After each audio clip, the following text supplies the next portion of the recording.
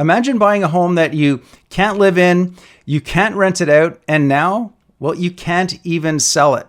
Welcome to Vancouver's 2025 housing nightmare. Thousands of people are stuck right now. They bought these pre-sale condos a couple of years back, and now those condos they're completing. And the bank's appraisals, they're coming in way under what people agreed to pay. We're talking $100,000, even $150,000, even more out of pocket with nothing to show for it except stress and uncertainty. And here's the kicker. The same developer, well, they're now selling better units in your building for less than what you paid. So for context here, imagine you bought a big screen TV and you paid $2,500 for it. And then a week later, you walk back into that same store and now that same TV is on sale for $1,900. That's a sinking feeling, right? It really hits you. But at most retailers, at least you can go back and you can show them your receipt and, they're going to refund you for that difference.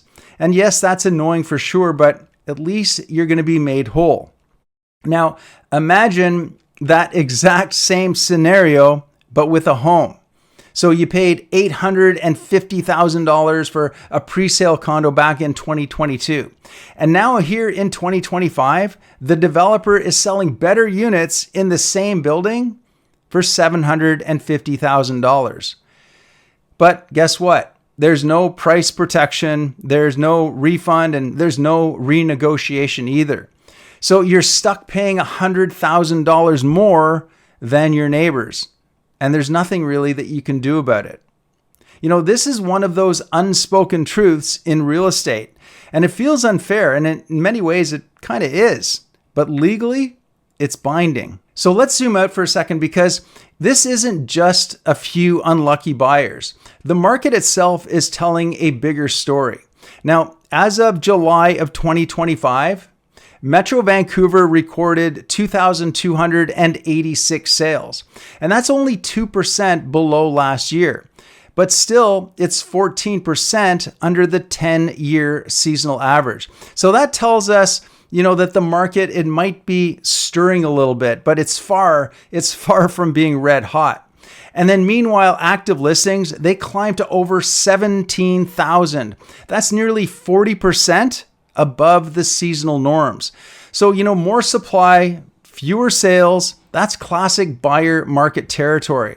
And when buyers have options, they get picky, right? They negotiate hard and they walk away from anything that doesn't feel like a deal. Now, you might be thinking, okay, fine, I'll go ahead and rent it out. I'm going to wait for the market to bounce back. And on the surface, that does make sense. But here's where things get a little bit tricky. You see, rental inventory, it's exploded. It's exploded in places like downtown Vancouver, Brentwood, Surrey, Metrotown. And that flood of options, well, it gives renters, more leverage. And that puts pressure on rental rates. So what happens? Well, you're going to be stuck with a mortgage, taxes, insurance, and a strata that might total $4,200 a month. But you're only going to be pulling in around $3,000 a month in rent.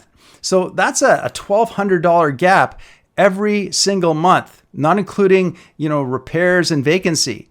And there's another layer to all of this as well. BC tenancy laws are some of the strictest in Canada. And once a tenant is in, you can't just evict them because you want to sell. And most buyers, let's face it, they don't want to inherit tenants, especially in a flooded market. So now you've got this unit it's losing money, you're locked into a tenancy, and it's sitting in a building with 3 other similar units that are all listed. And they're vacant, maybe they're staged, and they're cheaper. And speaking of buyers, let's put ourselves in their shoes for just a second. They walk into your building and they see 5 units for sale. One has tenants, right? One is staged beautifully, one includes parking, and one has a better view. And then of course one, it's cheaper. Which one do you think they're going to go and write an offer on? Well, this is the harsh truth. It's not that your unit is bad, okay? It's that the competition, well, it's just better.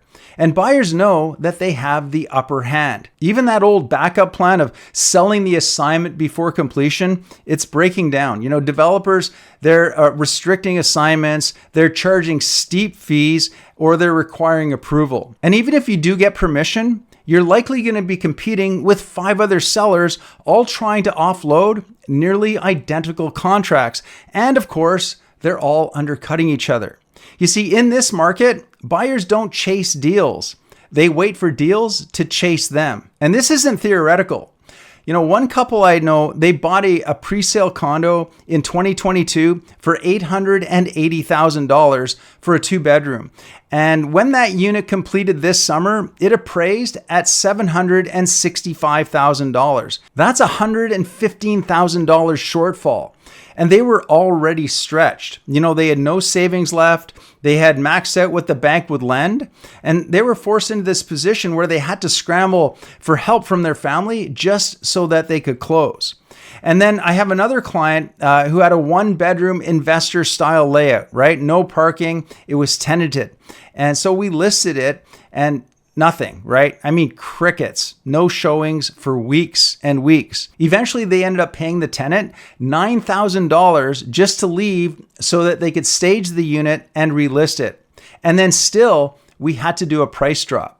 So guys, I'm not sharing this to scare you. I'm sharing it because this is what we are seeing right now again and again and again. These are not one-offs. This is the pattern. So how did we get here?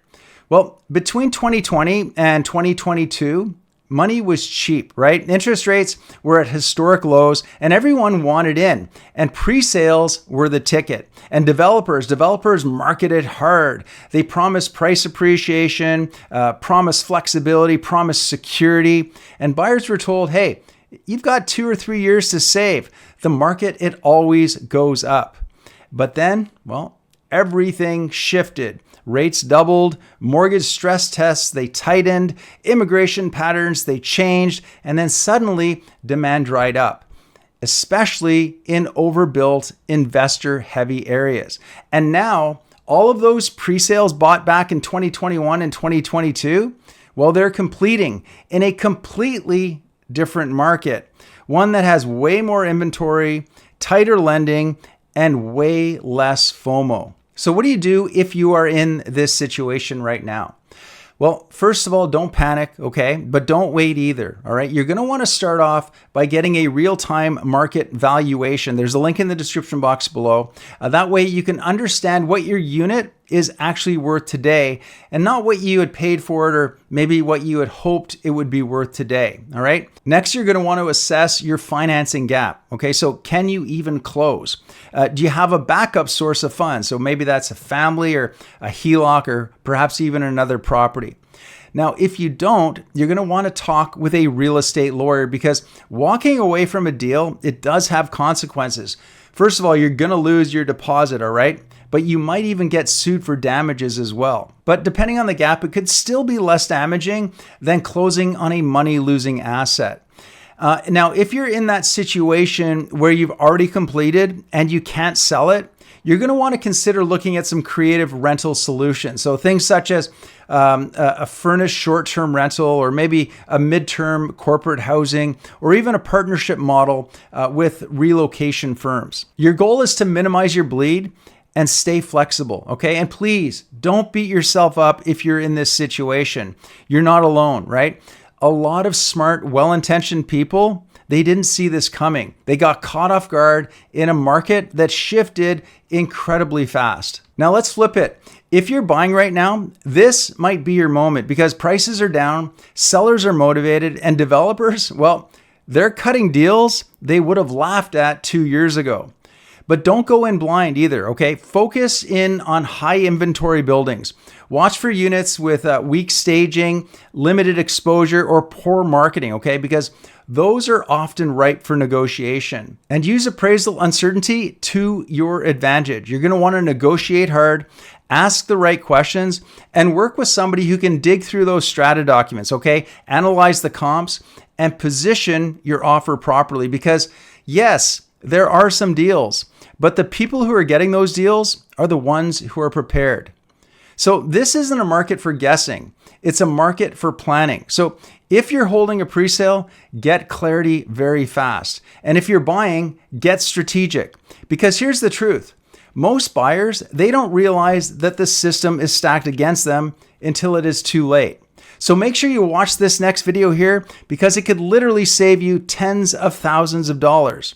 And of course, if you have any questions or you want to chat more about this, feel free to reach out. There is a link in the description box below. Otherwise, I will see you on the next video.